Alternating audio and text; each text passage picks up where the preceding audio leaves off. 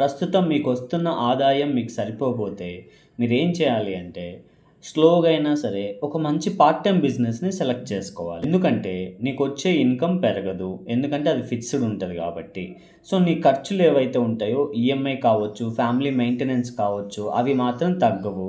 So, నీ వచ్చే అమౌంట్‌కి వాటికే సరిపోతున్నాయి. సో, నీకు ఎక్స్‌ట్రా కావాలి అంటే ఎక్కడి నుంచి తీసుకుంటావు? క్రెడిట్ కార్డ్స్ లేదా అప్పులు చేస్తా ఉంటావు. వాటి నుంచి నీకు టెన్షన్స్, ప్రెషర్స్ ఇవన్నీ ఎక్కువవుతూ ఉంటాయి. వీటికి సొల్యూషన్ ఒకటే అండి. ఒక మంచి పార్ట్ టైమ్ బిజినెస్ స్టార్ట్ చేసుకోవటం. పార్ట్ టైమ్ బిజినెస్ ఏది చేయండి అని నేను చెప్పట్లేదు. మీకు నచ్చింది ఏదైనా చేసుకోండి. ఒక 10 మందిని అడగండి.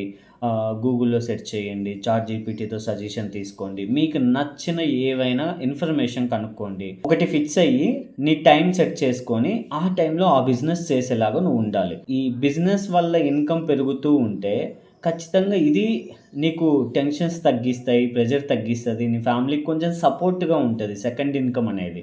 సో, బిజినెస్ ఖచ్చితంగా ఏదో ఒకటి చిన్నదైనా పర్లేదు స్టార్ట్ చేయటం నేర్చుకోండి. ఎవరైతే పెద్ద ఇన్‌కమ్ వస్తుందో, ఆల్రెడీ మంచిగున్నాయో, వాళ్ళు ఈఎంఐలు కట్టుకోగలుగుతున్నారు, వాళ్ళు హ్యాపీగా ఉండగలుగుతున్నారు అంటే అలాంటోళ్ళు వద్దు అవసరం లేదు. వాళ్ళ కోసం నేను చెప్పట్లేదు. ఎవరైతే కొంచెం స్ట్రగుల్ అవుతున్నారో వాళ్ళు అప్పులు చేసుకోకుండా ఇలా చేసుకుంటే మీకు ఇన్‌కమ్ సోర్స్ అనేది పెరుగుతూ ఉంటది. ఎప్పుడైనా గుర్తుపెట్టుకోండి. ఖర్చులు తగ్గీయటం చేతగానప్పుడు మన ఇన్‌కమ్‌ని పెంచుకునే విధంగా మనం తయారవ్వాలి. అదొక్కటే మన సొల్యూషన్.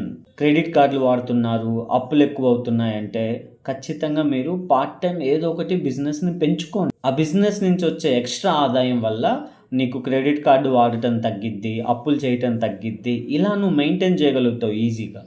సో, సింపుల్‌గా ప్రతి ఒక్కరు నీకు నచ్చింది ఏదైనా సరే చిన్న బిజినెస్ అయినా చేయటం మొదలుపెట్టు.